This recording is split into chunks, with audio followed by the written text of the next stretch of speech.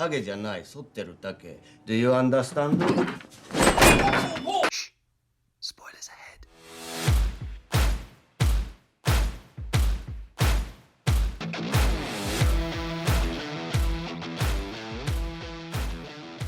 My loyal subjects, this is the newly crowned King Charles III, and I would just like to say how very much I adore this podcast Cinemattraction that is giving His Royal Highness great pleasure in his twilight years.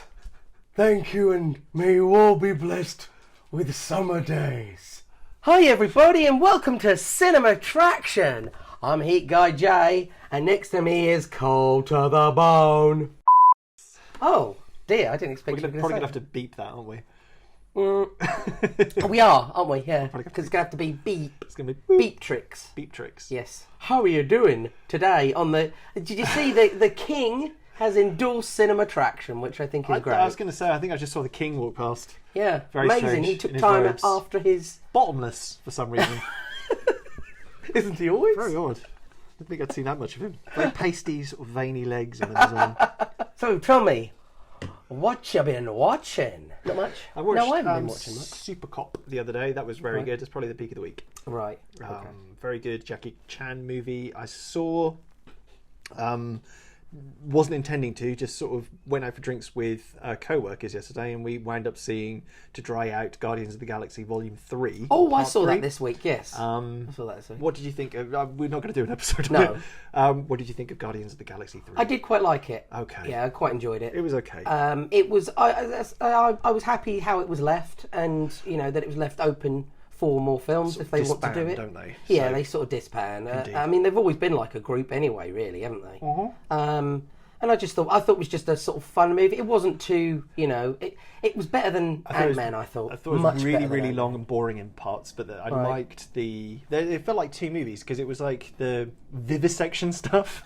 Yeah, yeah. That was. I thought it was brilliant. That was great. Oh, and the MCU's first F-bomb, is it not?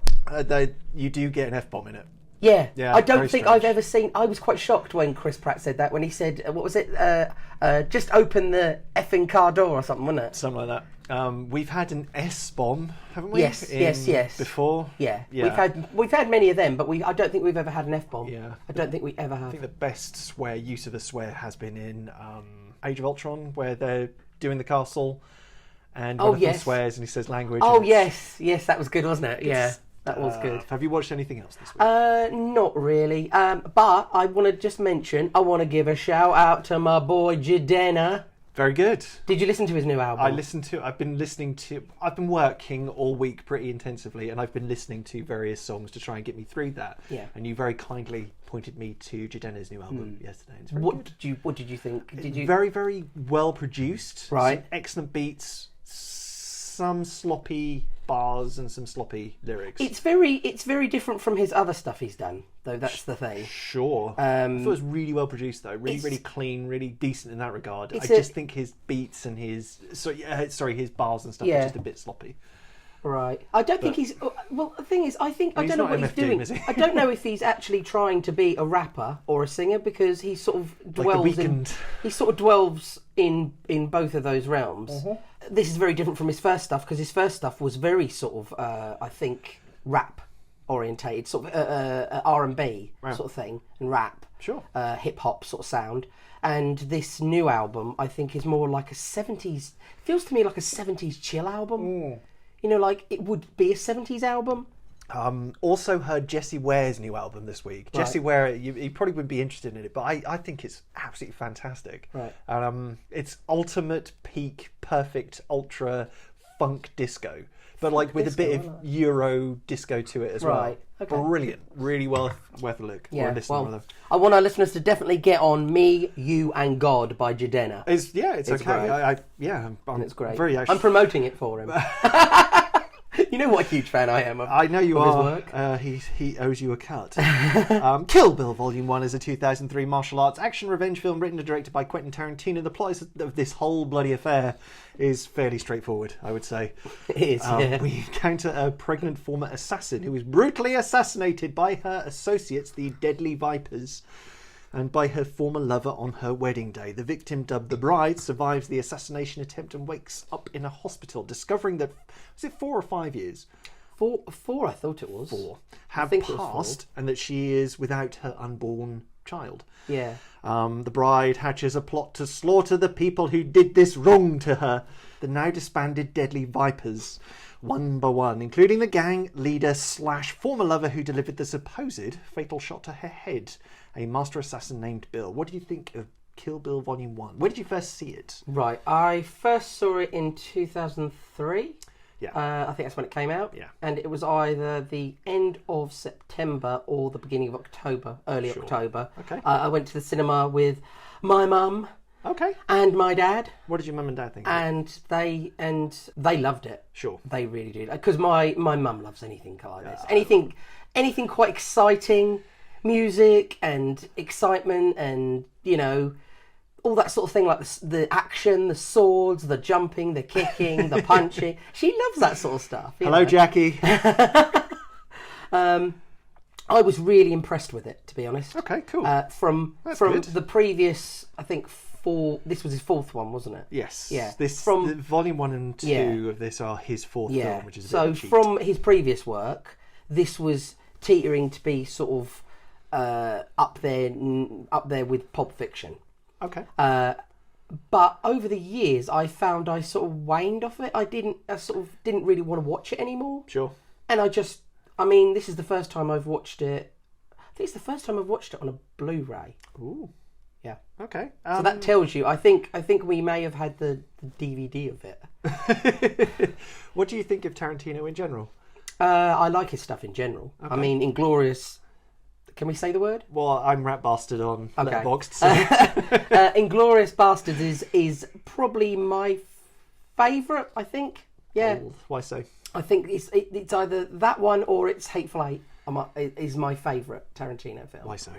I think I like, with Hateful Eight, I like the play aspect of it. So it's like a play, It's like a stage play. It's like an Agatha Christie. Yeah, and it's also Whodunit. like a stage play because it's very It's mostly in one location. and it's quite oppressive because and claustrophobic, and I like all those those things about it.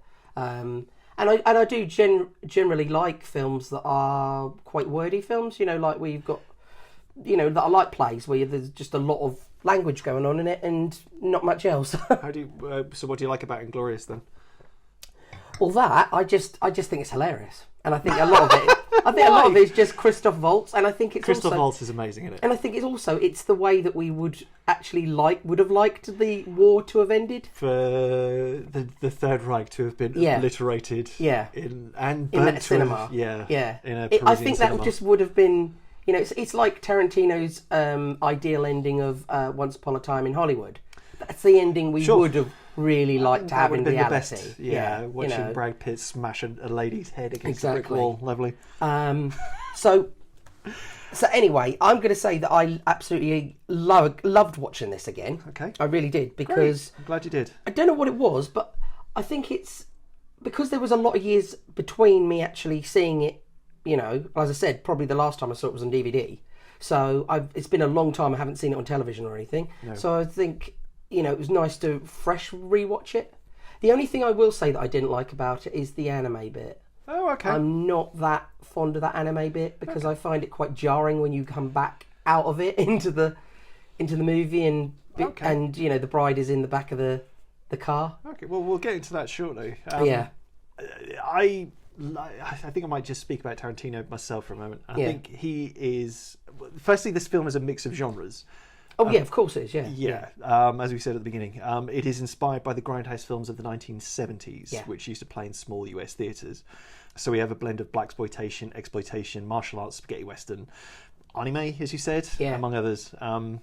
This film owes a massive debt to Lady Snowblood from 1973, which is about a troubled woman whose family are killed by gang members, which she then goes and Okay, kills. Yeah, she right, goes on yeah. exactly a revenge quest. There are costumes and shots virtually lifted from that film into this one. Yeah, the bride, her outfit is the Bruce Lee, is it? Yeah, sure. I mean, he's a clever magpie. What I want to say about Tarantino is that he's a very, very clever magpie. Right. Yeah. Yeah. And I generally like his work. There's a couple there that I'm not the biggest fan of. I think they're more kind of homages, aren't they? Or Yeah, homages yeah, to definitely. he's paying tribute. He's not trying to rip them off. I know. Paying tribute. I think he's trying Like in the old country. Yeah. He weaves sampled elements from other properties into his works. Yeah. In a similar fashion to how a DJ will sample a song. Daft Punk. Hip hop in general Yeah. is Hip hop in just- general, yeah. Yeah, sample bits and pieces. Filmmakers reference and steal from other films Yeah. and directors and whatnot. It's just the way the all world time. works. It's the same thing with authors, isn't And it? they've done so for decades. Yeah. And I don't have a problem with it at all. The sum of its parts, I guess. Every popular property is mined and milked to some extent. Yeah. Studios need to make money, and that's perfectly fine. Like, that's how it works. I can choose to ignore, that brings me up to the other point, I can choose to ignore films designed to shamelessly pander and sample elements in the most shallow way, such as Free Guy, for instance. Right. But there's a fine line and a balance between in navigating such waters. Yeah. And I think Tarantino does that very well. I think like the Lego Movie does that very well as well. Yeah, I do. Yeah. I do love that movie. So Talking about Kill Bill and the Lego Movie. yeah. As an aside, Yeah. I was watching Toby Hooper's Eaten Alive Right. before Christmas, I think, or around Christmas time. And I was very surprised to hear Buck, played by Robert Englund, utter the phrase, my name is Buck and I'm here to... Really? He lifted that wholesale from that. Oh, wow. Okay. So he's actually lifting lines Directly from... Yeah. from very good movies, actually. Yeah. Eaten Alive is a really good movie. So what do you think of The Bride? I think her character's pretty cool to start with. Right. Without talking about the second film. In We'll this talk one, I about- think, yeah, we'll talk without about talking that about the second film, I like her character in this one. Yeah. Black Mamba. Yes. I love the exchange in the when she goes to get Vernita Green. Yes. This was the other thing I was going to mention. All the characters in this film are instantly memorable. Like Yes. Elle Driver, you remember the character's name. Absolutely. Bud, Bill, Bud, and even Vernita, Vernita Elle Green. Driver, as you say. Elle- yeah. Yeah, indeed. You remember all their... Sophie Fatale. Yeah. Yeah, exactly. Yeah, you just... Torianzo, everyone. Sorry. The names in this film are brilliant.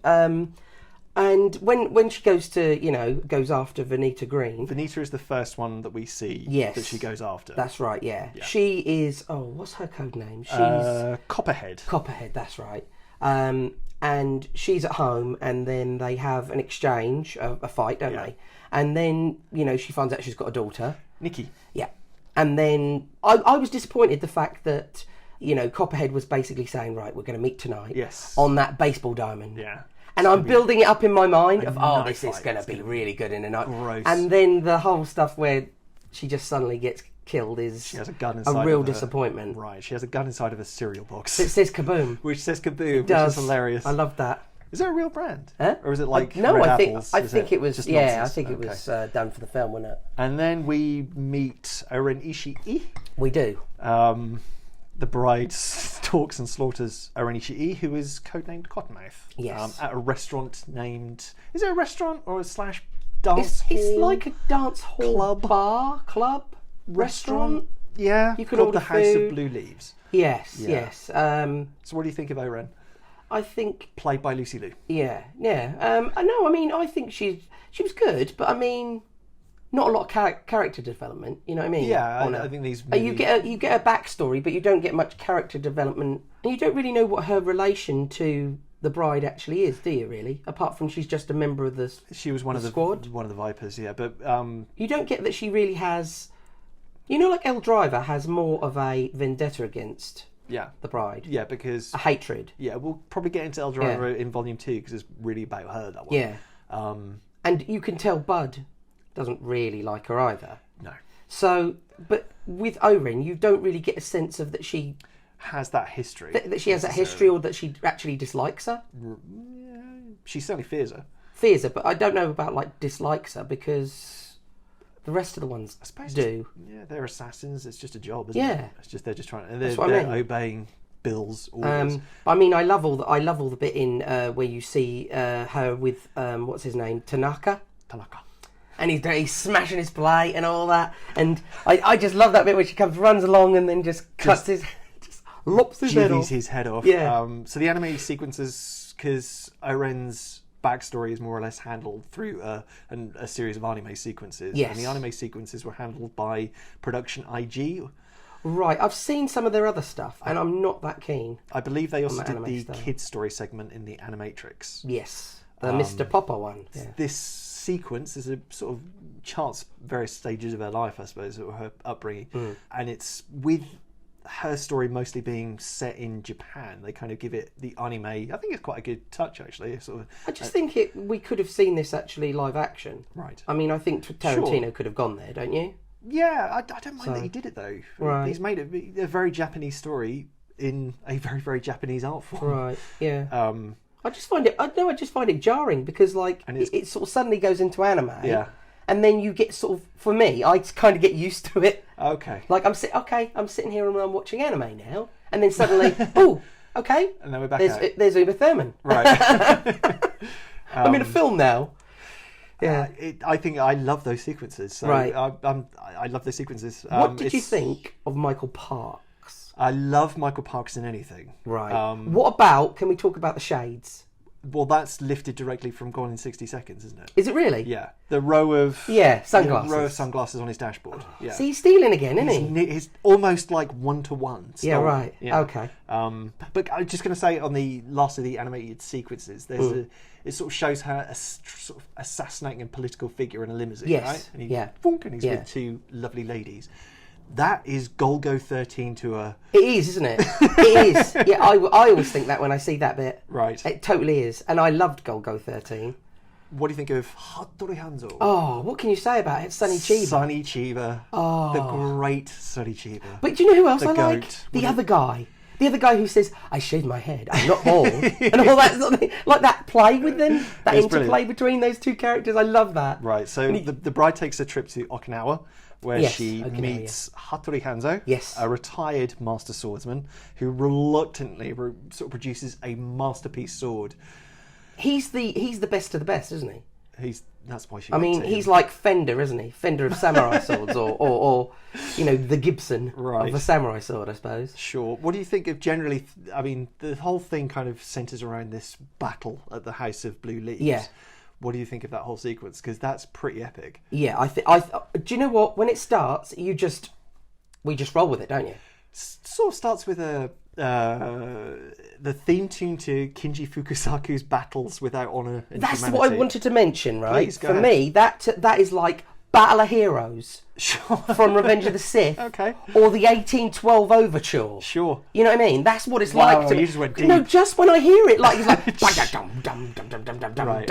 and you just know it's going to build to like da da da, and then you know it's like it's going to be really exciting. Sure. And then you see Oren coming through the House of Blue Leaves, and she's got like the people beside her, and it's all so cool, isn't it? It's very cool. I mean, all that, I just love that kind of cinema. You know, all that stylish cinema where you see all these great shots where somebody turns their head and just slowly, and you're just like, oh my God, they're so cool. Right. Or look at that cigarette just hanging out of their mouth. You know what I mean? It's super cool because he's stealing from everything. So Yeah, he's but just that just gets stealing me the so cool stuff excited. Right, okay. Right by that bit, right, when she just goes over that red light and it just starts, I She's get sort of so stalking excited. Sophie Fatale Yeah. at that point. and just Yeah, sort of- that's right, yeah. Yeah. I and get she's- so excited. As you alluded to earlier, she's wearing the yellow tracksuit, which is very similar to the one that Bruce Lee wore Yes. in Game of Death from 1972. Battles Without Honor and Humanity, just absolutely get onto it. I think there's 6 films within the series. It's fantastic. Right. I think Arrow did, no, it was Arrow, put out a really, really good release of it. I think they're about to put out Game of Death as well, which is... Right. Anyway, so Oren is a Yakuza boss, and the bride has to go through Oren's personal motorcycle army. Yeah, it's kind of like, it's a bit like a video game, isn't it? It's pure Shaw Brothers. Yeah. It's Right, is it? Pure Shaw Brothers. Well, that's sort of And I going would- through levels of... Well, the carnage, that sequence is very, very similar. Again, speaking of Arrow, they put out Shaw Scope Volume 1. Very, very similar to, I think there's actually an 88 Films release of it as well. 8 diagram pole fighter. Right. It's sort of the climactic battle. It just smacks of, just reminds me of this battle. So Right. if you really loved how that went, you would love Right. a diagram pole fighter, which is amazing. Yeah, this scene to me, this whole scene, Again, it's just, you know, she goes through like the subordinates. She does. And then she goes to like Go-Go. She goes through Go-Go. Go-Go, Go-Go's great. She's great, isn't she? Fantastic. I love that whole scene. Love Go-Go. With her, what is it? It's like a got a mace, but yeah. it's got a what is it? It's like a jigsaw thing on it. You know, Modified Macy thing. those jigsaw, those Yeah, I don't know. I know what you mean. I don't know what they are, but Yeah. it's cool. I think and that's she's really amazing cool. with it. Yeah. Jackie Kuriyama, Yeah. incredible. Yeah, I think that's amazing. And then just the whole massacre, and there's Squelch, and there's Chop, and Indeed. there's the eye that's plucked out. Oh, I think that's brilliant. Yeah, they switched a black and white visual format during that scene because of the abundant bloodshed. Yeah, yeah. I believe this was a requirement of the censors. Right. I have the Japanese DVD release where Where it's this in sequence is presented in full colour, and it's glorious. Right. So yeah, well, Because I have always wondered what it would be like to watch it in full. it's like a Argento colour fest. It's just so splat, much splat, blood, splat, so much red. It's great, red and yellow everywhere. It's very cartoonish. Ketchup and mustard. It's very, very cartoonish. It is. Very, very silly, but it's quite melancholic, I think, as well. And it's a lot of fun. Indeed. And it's just a ride. You just sit there and you're just like, right, okay. Yeah. And then you've got the wonderful climactic scene in the garden. In that beautiful snowy... Yeah, and I just think it's wonderful. I like the framing where you see the little water thing that goes click, clunk, yeah. click. Builds that tension, though, Yeah, doesn't it? Bill really builds it. And then You're like, as she slips out of her sandals and she walks forward, go, that is so good. What do you think of Riz's score in this? I think it's really good. You couldn't have picked Really good. a better person to score this. No. A literal member of the Wu-Tang Yeah, Clan to do this. yeah. No, I a lot of the stuff that I've heard RZA, it's pretty good. Yeah. RZA is a legitimate genius. Yeah. What do you think of the visuals? Brilliant. Okay, there's Brilliant. a mix of gritty realism and cartoonish. The nonsense visuals to at the this. beginning I love. I Okay. love the visual of it opening with her laying on the floor. Yes. And she's all in the blood and all that. I love that scene. I Yeah. think that's a great way to open the film. Yeah. The gritty bits I'm not that fond of in the second film, I was Why? going to say. But Why? why? Why? I just don't like these sort of... I know what Tarantino's going for, like that old look, that old 70s look. But I'm not keen on it. It takes me out of the film. Fair enough. There's a scene in it where Elle Driver Yeah. is walking through. She's sort of sent. Which I don't know if she is sent to assassinate the bride who was In the comatose. hospital, yeah. And she's got like a little what do you call it? She's got an eye patch with a med thing on it. It's brilliant. With a But medical it's like split screen, and you've Yes. got Bernard Herrmann's theme from Twisted Nerve going Right. on. That whistled. That I can't whistle. Yeah. I can't whistle either. Amazing. Again, he's nicking because it's Bernard Yeah. Herrmann's score. But it really builds up the tension, doesn't it? Oh my god! But that split screen, that's the most Brian De Palma sequence I've ever seen, not directed by Brian De Palma. Right, yeah. Because he loves his split screen. It's like something out of yeah. Body Double or Sisters or something. Right. Incredible. So. Well, I know Tarantino still he stole like the bit in Reservoir Dogs where Tim Roth is laying, covered in blood, holding his stomach. Yeah. And the way that Harvey Keitel's talking to him in the car is very similar to the way that I think Sean Penn talks to somebody in Casualties of War. Oh, okay. Which is another De Not Palma. sure I've actually seen Casualties of War yet. Have you not? I don't believe so. Ooh, maybe It'd we be should do an episode on It would it. be. Then. I was thinking earlier, it'd be nice to do an episode where I haven't seen the films previously. Yeah. Although I will admit it is a rough film. I found it love quite rough. a rough film to watch. You know I like to putt from the rough. So I put the synopsis of this film into an AI storybot. Okay. Right. Hoping that it would conjure Kill Bill Volume 3. Yes. This is what came back. Okay. The bride is killed on her wedding day by a group of assassins. Right. Yeah. The bride embarks on a brutal revenge spree. Yes. What's a wedding, I asked, not really expecting an answer. It means the bride's dead, of course. You know, the one that's not dead yet. They had no sense of humour, no. Do you know, it's like as if it was translated from a really weird, like, you know, like a really weird dialect from somewhere like Papua New Guinea. And that's how it comes out in English, but Right. it makes perfect sense to the tribal people. Right, I think AI is quite a way off. Yeah, I do. If that's the way they're thinking. So, what are your general... What is a wedding? They had no sense of humour, no. Besides, it wasn't a damn wedding. It was a rehearsal. It was, yeah, that's true. Yeah. So what are your closing thoughts on Right. Kill Bill Volume 1? I'm not going to say this movie is big, but I'm going to say it's pretty damn good, huh? That's what I'm going to say. I'm saying this is a solid 4-star film on the Letterboxd rating. I would agree. I think it has loads of elements that I don't see anything in it that people wouldn't like, because it's so stylish and it's so cool. It's That's very what I cool. like about it. Yeah. It's just a really cool film to watch. It's not that long, so you don't even have to invest, because I was quite surprised when I watched it. I thought, oh, actually, this is like coming in just over like an hour and a half. You know, it's maybe about, I don't know, maybe about an hour 40. So it's not a long film to watch. I think it's just a fun film to watch. I thoroughly agree with everything you've just said. Okay, thank you. Thank you for doing that. Kill Bill Volume 2 is a 2004 neo-Western martial arts sequel written and directed by Quentin Tarantino. We follow the bride, real name Beatrix Kiddo, boop, as she continues her violent revenge on the remaining Viper Clan gang members who try to kill her. Finally meeting Bill and finally meeting her daughter Bibi. What do you think of Kill Bill Volume 2? When did you first see it? I saw it at the cinema in 2004. I think it came out in April. Possibly. I don't remember. 2004, something Sure. like that. It came out quite shortly after, about 6 months after the first one. I saw it at the cinema with I think it was again with my mum or my auntie. Yeah. So and I got to say I was disappointed.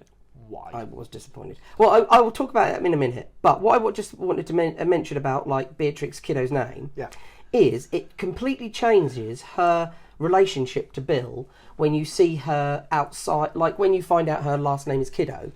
It changes her relationship to the beginning of this film to later on, because you think that Bill is talking to her saying Kiddo in a. What is it, like a nickname sort of? Yeah. More of a like an older person mocking a younger person, isn't it? Kiddo. Yeah. And then it winds up being her surname. And then it winds up being a surname, and they are intimate, because you wouldn't call somebody you were really going to be intimate with Kiddo, would you? Because it's a little bit stepping over that line of like. It's a bit weird. If we're going to be lovers, I can't call you Kiddo or Kid. Because that's a bit... I long for the day. It's a bit weird, isn't it? Don't you think? Yeah, I get what you mean. Yeah, so anyway, my problem with Kill Bill Volume 2 is there are some bits that I really do like in it. Great. But I don't like... If we're going to talk about the ending, I hate the ending. Oh, fair enough. I think it's stupid. As soon as the child comes into it. You don't like the kid? No, I don't. And okay. What don't you like about the kid? I think she's... Bibi. Yeah, I just think she's saccharine sweet. And just... Sure. And the whole bit with Bill going, isn't Mummy beautiful? Oh, yeah, Mummy's beautiful. To be fair, Uma Thurman is beautiful. Well, I know. We don't need to be told that. It's just like... And then you've got Bill's boring thing about, do you know what happened? Bibi and the goldfish. Sure. You know, Emilio, and this whole story about it. And then he tells another story about bloody Superman. And right. It's just... The Superman story was a bit superfluous. Just slows everything down. Just everything is slowed down. The beginning bit is quite good. I don't know. With Bud. I quite like the bit with You Bud. like Bud? Yeah. And I like the whole bit with Elle. Okay. As well. It cuts a completely different tone to the previous film. It to does, Volume 1. definitely. That's for sure. Yeah. Where Volume 1 is very rapidly paced, this one takes its time. Yes, definitely. And fleshes out Beatrix's backstory Yeah. a lot more. You see a bit more of the backstory. Actually, I won't say that. There's way more plot, and as such, I think it's the better film of the two, because it's more fleshed out. Yeah, I know, but there's it's more just... going on, I guess. It's just like, when we left the bride before, she was so cool. But I must preface that by saying it's equally as cartoonish and silly as Volume 1. It probably is, yes. No, it is. It is. Sure. It is. But with the bride, she's not as cool in the second one. She's sort of made more sort of... Human. I suppose more human, I suppose, but I don't think she's as cool. She does a lot of crying. Sure. Human. And just does a lot of crying and stuff, and I just think, oh, this is really not cool. Okay. I'm not enjoying this. What do you think of Bud? I think Bud is great. Can you really say anything bad about Michael Madsen? So Bud is Bill's brother. He's portrayed by Michael Madsen, Yeah. and he lives alone in the desert after the Viper clan disbands. And that quote he He's says, a pathetic raging alcoholic, and He he's is. constantly looking over his shoulder, and he makes ends meet by working as a bouncer in a he does. lousy I want to nightclub. talk about this because one, I wondered how did Bud fall so far down in that.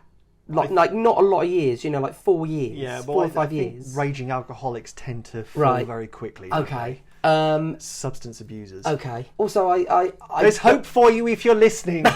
You don't- can get yourself out of it. I don't like the scene where he's berated by his boss, but I love that guy who's playing the boss. Larry Bishop.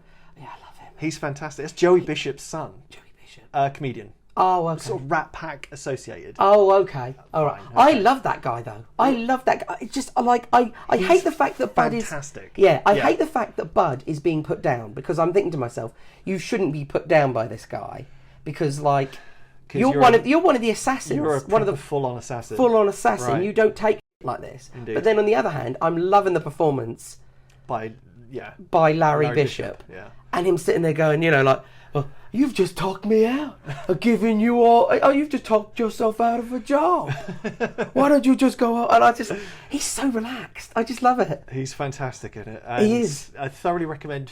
So Michael Madsen and Larry Bishop were also in a movie called Hell Ride. Right. It's not great. I think I've heard of that. Yes. It's not great. Right.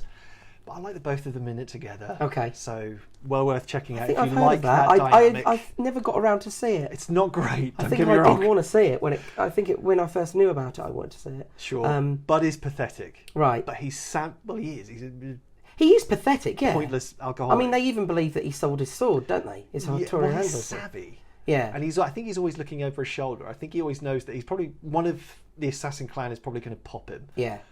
I think he's quite clever, Yeah, even yeah, though he definitely. gives this impression that he's a bumbling oaf, and that he is, he's just this Pathetic alcoholic. pathetic hick. Tarantino has a thing for tough guy drifter types who live in mobile homes in the desert. Yeah. Because Brad Pitt's character Cliff Booth in Once Upon a Time in Hollywood He did. is a pathetic He did. alcoholic He is. drifter type who Oh, he lives is. in a mobile home, I guess, or a trailer or A something. trailer. like that. That's what you'd Right. say. The Americans On say his it's own. trailer trash, don't they? Indeed. Yeah. He's a tough guy who has a horrible history. Yeah. Yeah, as does Bud. I think he likes that type of character. I think Bud is just, maybe nowhere near. Although I think Michael Madsen is the kind of guy that's great to play that kind of perfect character. Perfect. Michael Madsen's really good at this Yeah. as well. And I think he is brilliant. And also I love that bit where he's like, what that made me. I'm sitting literally on the edge of the seat, The bit with waiting his for tongue. waiting for you to give that quote. The quote where he says, and maybe, tongue, we deserve to die. I love that bit. She deserves her revenge. What do you think of Elle Driver? I think Elle Driver is a really interesting Wonderful. character. I Yeah. think she's wonderful. I think Daryl Hannah is great. And she just lets herself go. That's what I love about it, because Daryl Hannah isn't really known for anything like this. Daryl Hannah's so sweet and lovely. Yeah. She's not. No, I mean, there's no other role that I've ever seen Daryl Hannah in that's like this, right? No. But she not at just all. falls into it. I mean, you can tell she just lets herself go and go, She's- right, let's just have a Tarantino- fantastic time. Tarantino passes the ball to her and she just runs with it. And she just runs with it, and she just glorious. lets it all go. Elle Driver loves Bill too, Yeah. and harbours a stunning. She's deep just angry hatred. most of the time, isn't she? Well, she Really angry. She hates Beatrix. Yeah. With a real passion. Her fate is somewhat left in the air because Yes, we don't see her actually die. Beatrix and Elle have a brutal fight in Bud's horrible trailer, and Yes. with I call her One Eye. Someone will understand that reference. Have you ever seen a movie called Thriller? Yeah, anyway. Which I thoroughly recommend, actually. It's a really hard watch, but I thoroughly recommend. With One Eye, I'm sure this is where he got that eye patch thing from. Right. So, Okay. with One-Eyed Elle, Yeah. ultimately having her other eye popped Plucked out. out. But we And do having- have to mention this was all because we haven't spoken about Pai Mei. Well, let's talk about Pai Mei. Pai Mei is the old kung fu master, and I think Gordon Liu is absolutely amazing as Pai Mei. Perfect. Oh God! You know what? He's another person. He's another person who has just gone right. Let's just run with this. Let's just exaggerate. Absolutely. Oh, when he grabs the beard and he just sweeps the beard over every time he just looks down upon her, and he's like, "You're pathetic. You're like a dog." Sweep of the beard. He is so into character. So we are introduced to Pai Mei, who teaches Beatrix martial arts. He's like a grand old Pai Mei is a brutal master who offers absolutely no quarter. He really puts Beatrix through the ringer. He's evil, isn't he? Yeah. Well, I don't know if he's evil. I'm not evil, but I mean, like, it's really torturous, isn't it? But Beatrix earns his respect. Yes. And he winds up teaching her the 5-point palm exploding heart technique. Yes. Which is a deadly martial arts technique, which ultimately Beatrix uses to kill Bill. Right? Yeah, can I just mention? Certainly. Now, if Pai Mei hadn't have been killed... Right. And he'd come in at the end and done this on Bill... Right. I probably would have bought that. But I just think it's because the bride does it, not... Because I could see... Well, she just flew in Pai Mei and what I mean is... Yeah, I mean, Pai Mei, he'd have this poison fish head in his mouth. Why would he kill Bill? But he wouldn't, because he was his student. Why? Yeah, why would he... What I'm saying is that I don't see... I don't buy the bride doing it. Right. Somebody like Pai Mei, I do see... You know, it turns out that Elle Driver had also been trained by Pai Mei, but she wound up poisoning his food. Yes. And after he ripped the eye, that's where the eye. This is why Elle Driver doesn't have an eye. Indeed. Yeah, and then we go into that story and that whole bit where she's like, "That's right, I killed your master," and I'm like, "Oh, that is brilliant." Again, the acting is wonderful. I know. The turns of her head, like when you see her turn her head, and she's got the piercing blue eye looking at the bride. I love it. Daryl Hannah is gorgeous, amazing, and deadly. Yeah, and brilliant, wonderful, and she should be in more things. Yeah, wonderful. I mean, the front half of this film I actually do like. Okay. The only bit of the film I don't like is the child. No, not that's the back half. The front half I like, but the only bit I don't like is that funny little man. And I'm not trying to be nasty to anybody here. Funny little man who during the burial scene. Yeah. He's deceased, so please. Huh? He's deceased. The actor is actually long deceased. I found him quite jarring to the story. Well, he plays his character really well if you find him disgusting. Yeah, but what I'm saying is, I'm sure he wasn't disgusting in real life. Yeah. I mean his character. I'm not talking about the actor in general. Right, I think the actor. Let me just really say, had a really difficult life. Let me just say, if I'm talking about anybody, I'm not saying actors in person. I'm saying characters. Enough. That's good to clarify. I thought he was a horrible little character that he came out of nowhere, and I was like, what was the point of him? He just helps Bud bury the bride. Yeah. But it's just like, where did he come from? But do you think Bud could have done that on his own? I would have liked to seen him done it on his own, just hammered. No, you know what I would have liked. I would have liked him to get Rocket to help him. It was like, it's like, Bud, the toilets have got water everywhere. I can't say the S word, but keep it. Yeah, let's just say pooey water everywhere. She tells him to clean up the toilets, doesn't she? Indeed. Tells Bud. Yeah. He could have brought Rocket with him. Sure. And then she could have just landed all these F-bombs while she was being she's in this skimpy outfit with high heels, right, trying to sort of dig a hole. Do you not think it's good that Bud has at least one friend? Yeah. I do. I think everybody should have a friend. I think. Yeah. Everybody should have a friend, yeah. So there's a Shaw Brothers film called The Clan of the White Lotus from 1980. It's not a great one. It's from 1980, in which a character called Priest White Lotus goes out to avenge his brother Pai Mei's death. Oh, okay. Homeboy looks identical to the Pai Mei of this film. Okay. What, even the hairstyle? And it's not played by Gordon Liu. No. But Gordon Liu is in that movie. Oh, is he really? Yeah. And there is that touch of death used in that movie. Again, I don't mind when things are lifted and used. As I said right at the beginning, Tarantino's a total magpie. Do you know what I don't mind it if it's used well. Yeah, but I think that touch of death, we weren't actually introduced to that until the second film, were we? No, not at all. No. There's also that. Sorry. I think if we just had like a thin sort of thread of this technique, yeah, implotted in the film, yeah, I think I would have bought it a little bit more towards it because it just sort of came out of nowhere, and then it was just, I agree. I got to agree. Yeah. Sorry for interrupting you, by the way. No, you're right. So they also do Bruce Lee's 1 inch punch. Yes, no, I thought that was great. Now that I had no problem with. Exactly, they use it to punch through boards and stuff like that. Yeah. Can I just mention this now? Certainly. I had a row with my wife years ago, right? And we've got like a plaster wall at the back of our where our bed is, the headboard of our bed. All right. So it's not a wall. Okay. And me and my wife had a fight, and because I was so furious, I started doing that technique on the wall to try and break my fist through it. Thankfully, I didn't, but. Wow, you got some. I started doing the forward fingers and then the bang. Wow. Okay. You got some issues. I have. Oh, we did have some issues. No, we don't have anything like that now. So anyway, Beatrix is seen doing that thing. No, I've jarred everyone with my therapy. Indeed. Moving swiftly on. She actually accidentally punches a brick wall. Yeah, I think that's brilliant. Well. I love that punching. And then struggles to hold chopsticks because her hand is knackered. Yeah. I don't like that scene. I think that's unkind. She ultimately wins Pai Mei's respect because she does through that determination. She does, but I feel so sorry for her because I'm like, that poor woman can't she can barely move her hands, and Pai Mei's like, well, I'll tell you what, you can eat off the floor if that's the case. Right. You know, if you can't, and chopsticks are a hard thing. But she earns his respect that way, and he's she does, yeah, lady, she does. You've passed, yeah, and I love that. I think.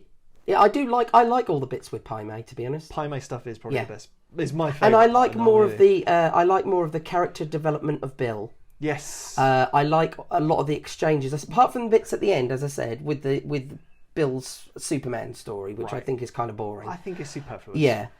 The other exchanges he has with Beatrix, I think are actually really quite interesting. You know, and they do build that. They've got a history together, and I do love listening to David Carradine speak. I mean, we all know what happened to David Carradine. We do. He died like a rock star.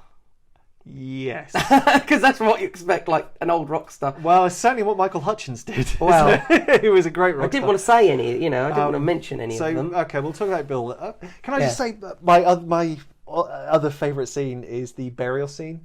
Right. Which you've obviously just mentioned. Yes. I think being buried alive is the most universal terror. Oh, I do.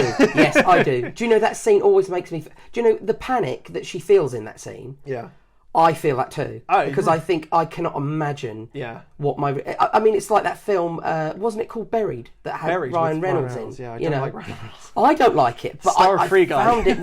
I did find it really tense and, I saw this on... Obviously, the first time I saw this was at the cinema, and it was a giant screen at the Odeon. Yeah. And I was sat with my dear friend Tim at the time, and the screen's massive, but that scene is so claustrophobic. It is. And you just having also the bit where like Bud basically says to her, that's so tense, where he's like, I'm going to spray you in the eyes, and you're going in the box tonight, in the ground. Yeah. He hits her with a dose of rock salt to the chest as well, which is crazy. Yeah, basically you're going to go in there blind, or I can give you a torch. And I think to myself, oh my God, can you imagine like being told you're going to be buried, whether there's no option. I think it's, as I say, it's a universal terror. Yeah. But then she...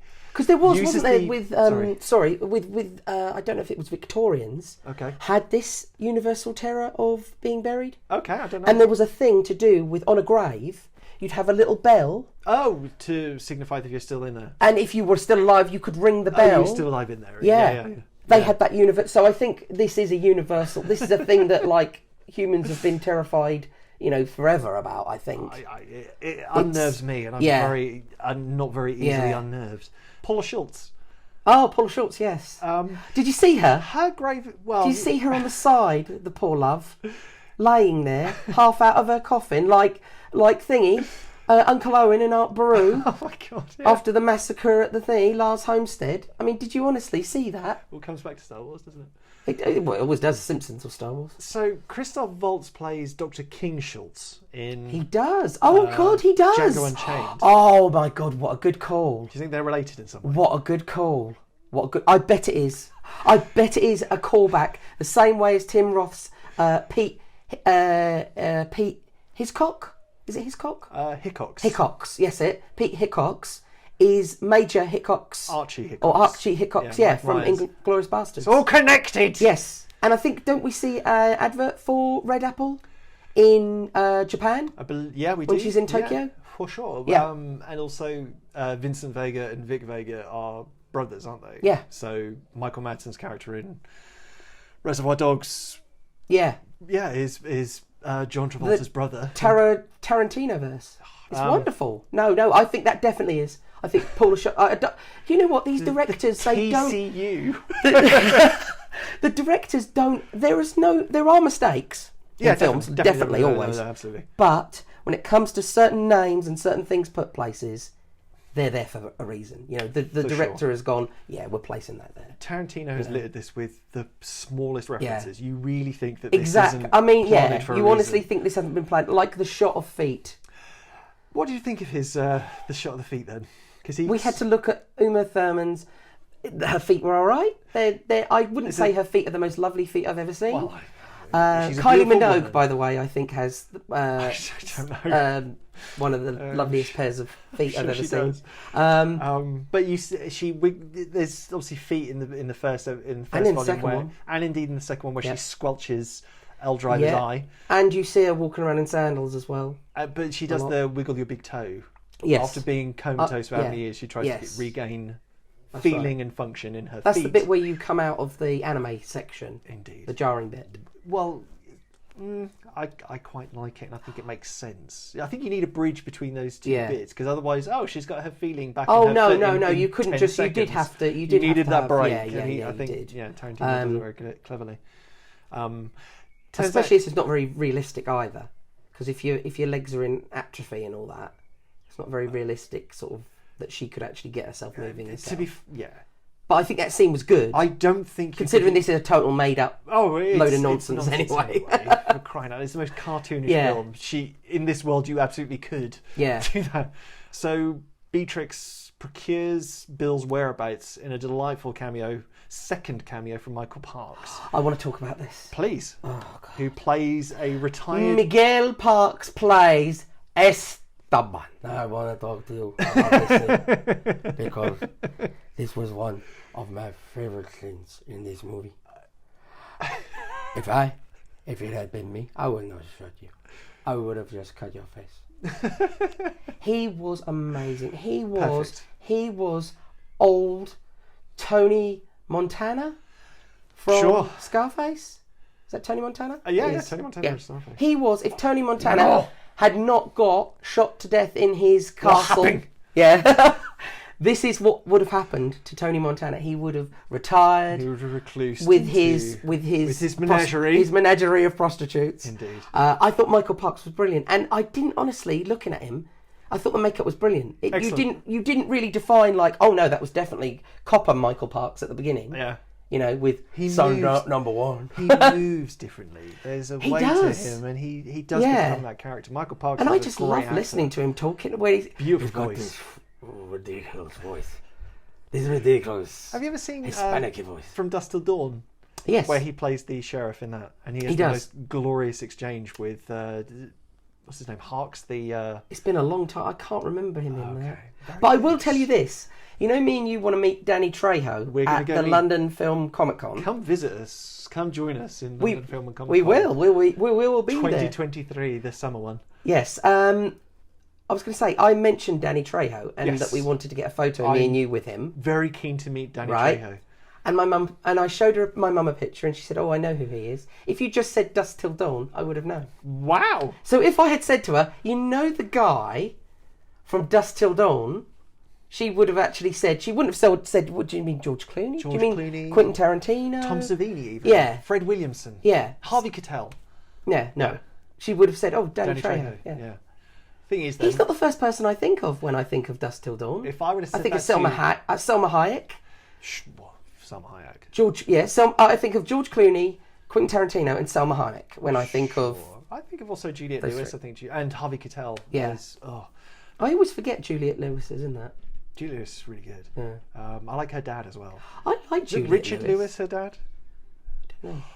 Wow, he's been in everything. Has he? Yeah, like one of those characters that just turn up like Peter Stormare. He's got this look about him as well. Right. We'll have to Google this off. Well, I off do air, of like course. Juliette Lewis. There's something all love about her. Juliette Lewis. I think as a person, she seems like a lot of fun.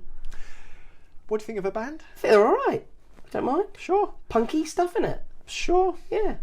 So we meet Esteban. Yes. Sorry, we've gone off on a tangent here. So we meet Esteban, who is an 81-year-old man, Something like that. something like that, and he's a retired pimp and cartel person, I think, He's a very shady operator. and but a father figure. But he reveals the whereabouts of Bill. Yes. To Beatrix, and Beatrix goes to meet Bill and Bill. Bibi as a consequence. Yes, at the villa Yeah. place.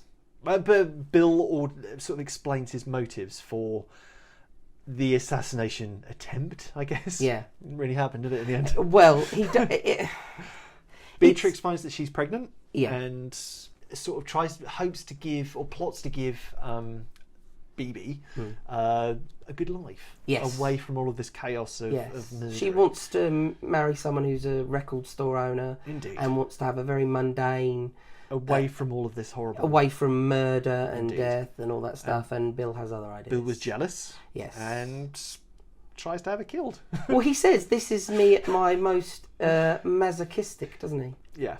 So Yeah. yeah, And he does wind up sort of raising their daughter really well. I yeah, oh yeah, and quite well adjusted. think. Indeed. Apart from letting her watch, she does kill that animal though, right? Well, yeah, she did kill the animal, so that is showing first signs of actually murderous intent. Yeah, when you're the daughter of those two people, chances are you're going to Yeah. carry some. I've got to admit, I aspect. had goldfish when I was little, and I never thought about taking them out and squishing them. So Good. So I've never ever thought about hurting any animals. Well- So maybe she was actually under that sweet little cherub smile. So what do you think of Bibi? I don't like her. I just think she's Not the biggest fan, as we've probably talked No. about in previous, as I know we've talked about, of child actors. I think she was okay in this. right. Not amazing. I don't have a problem with some child actors. I mean, I want to say shout out to Corey Feldman.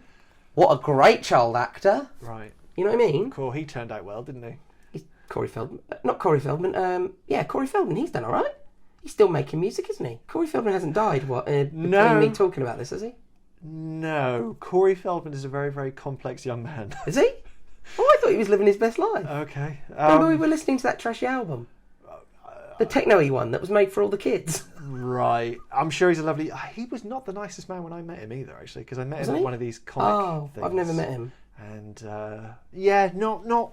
I mean, he might be the loveliest man. I know he's gone through hell in his personal life, Yeah. so that's probably coloured Yeah. his temperament and things like that. And I'm sure... I think I'm not that keen on child actors in general. Okay. But I did like the little girl who played Tony Stark's daughter in Endgame. Okay. So I don't have a problem with it. I thought she was all right in the role she was in. Okay. But I just found this little girl, yeah, she's just like... What do you think? And then the bride just goes, oh, goo goo gaga, I've got my daughter back. It's lovely to see... This badass chick who's mowing people's arms and legs and, Right. and ripping their eyes out of their socket is all going, oh, I want to lay on the bed and cry and love you. I think it's very, very fitting that they watch Shogun Assassin Right. on the bed Okay, together, yes. which is But it's a harsh thoroughly recommended. harsh movie for a little girl to be watching, though, isn't it? Yeah, but I watched it young. Okay. There's a lot of Ennio Morricone used in this movie, and I recognise some of this Fistful of Dollars score being utilised here. But could I just say that I think it's called The Lonely Shepherd? Is that the Okay. one that goes do do do do do do do? I think that's a wonderful piece of music. Beautiful. Is that Morricone? Morricone, sorry. There's some nice sort of instrumental kind of guitar things. I think Yeah. Robert Rodriguez and his band gifted a track to be used in this as well, Oh, okay. which is quite cool. I really love the music in this. The music in the second half is very Hispanic, very sort of. I mean, to be fair, they're mostly down south, aren't they? Well, So- yeah, and that is a westerny sort of Yeah. sound as well. But what I mean is the music in the first one was more sort of geared towards Japanesey, and then you've got the second half which is more, sort of. It's got more of a Spanish flair. There's more of a mix in the first one. So Yeah. you've got like Bernard Herrmann's Twisted Nerve, which Yeah. is... but as you also have Battles Without Honor and Yeah. Humanity, and you have RZA's Wu-Tang inspired. Yeah, and the Lonely Shepherd thing sounds very sort of Japanesey to me as well, I think. I know that Quentin Tarantino is literally in the process of preparing his 10th and final film. Yes. A film set in the 1970s, currently called The Movie Critic. Right. I hope he doesn't call it that, because there was a film called a program called The Critic, wasn't there? That was like a Simpsons knockoff thing, wasn't it? It stinks. I wouldn't mind a volume 3 for this, though. Yes, there's been talk a lot. Even if he over the writes years, it, but he doesn't direct it. Yeah. That's fine.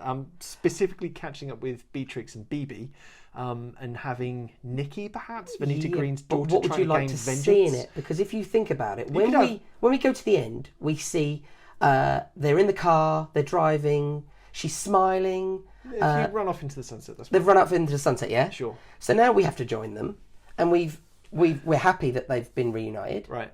And now a grown-up person is going to come, a grown-up little girl that's, Sure. is going to come and kill BB and kill the bride.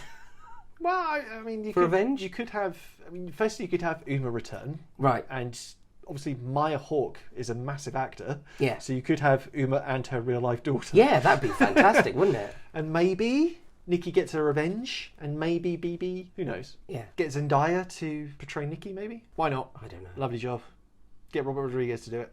You've got to get somewhere that it's safe in the hands of. Robert Rodriguez could do it. Yeah. Tim Miller could do it. Yeah. I mean, somebody that Chad really, Stahelski, who of John Wick, could do somebody that cool really film. respects the films and Probably wants Robert to. Rodriguez might be the best show, Yeah. because he would likely pepper this volume 3 with tons and tons of genre film references. And from he's the also 70s. very good friends with And Tarantino, he's so besties he's with him, yeah. So verdict and recommendations. I would say it's middle of the road. 3 for me, I'm afraid. Yeah, no, I understand your reasons. It was just okay. Yeah, But due to the ending, I I just found the ending It had you till the stupid. ending. And an anti-climax.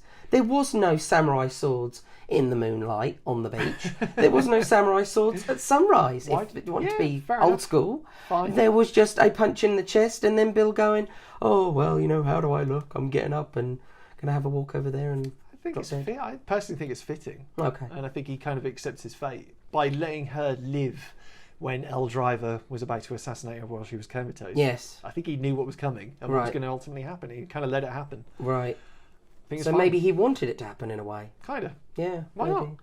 maybe. Old Boy is an equally twisted revenge film, Yes. which I would think is quite a good little companion to this. Yes, there's the Chadwick Boseman film, A Message from the King, There we are. that's on Netflix, which is a revenge film. Okay. I mean, John Wick, as you The said, John that's Wicks. revenge franchise. Yeah, any of them, go watch those. Join us again, won't you? As we'll be delving into the twisted world of Tim Burton. Tim Burton, I love Tim Burton. I used to love Tim Burton, I should say. What's he done to you? Well, stuff he's been bringing out lately hasn't been much. Have you seen Wednesday? Didn't he pull that? Yeah, I didn't like that. I have not seen that. It hasn't been any good. He isn't just. What else has he done recently? He needs to. Well, he did the Miss Peregrine's thing, and then he did this. I didn't like that. I thought it was a bit boring. not What We Do in the Shadows. What was that movie? He did the Dark Shadows or something? Dark Shadows. Something like that. Yeah, that was awful. Okay, That was rubbish. I've not No. seen Miss Peregrine. I've not seen Wednesday. Oh, I've not maybe seen that's The two you Shadows. could see and actually I've not hate. seen Big Eyes either. Oh, I didn't like that. Okay. I thought that was boring. Okay. You know. Well, join us anyway, won't Sorry, you? for Tim. the Twisted Sorry, World of Tim. Burton Not sorry. with 1988's Beetlejuice and Sleepy Hollow from 1999. These are big ones, people. Beetlejuice is one of my top 5. Yeah, And yeah. I really hope you Yeah. get it. Yeah. It would be nice to do an episode, like I said, where I haven't previously seen both films. As I always say to my We'll have a wife, chat off air. as I always say to my wife when she's saying about like she doesn't like old films, Right. I always say to her, you should watch Beetlejuice and The Witches of Eastwick, and you will fall back in love with older films again. Die 'Cause you Hexen don't von know what- Eastwick. Yes, you don't know what you're missing. You can find us on Letterboxd, I am Rat Bastard. How can our viewers find you? You can find me on Letterboxd as Kerja_Relon. How's that spelled? That's spelled KERJA_RELON. You can also find us on Instagram. social media. Yes, on Instagram as Cinemattraction, _podcast. Also, you can find us in any of the hashtags. So if you look for Quentin Tarantino, Kill Bill, anything like that, you'll find us. So please do. Thank you for joining us on the King's Coronation Day. Be excellent to each other. Yes. Slangafol. Okay, Take care. love you. Bye. Thanks for Chris listening. Eubank here.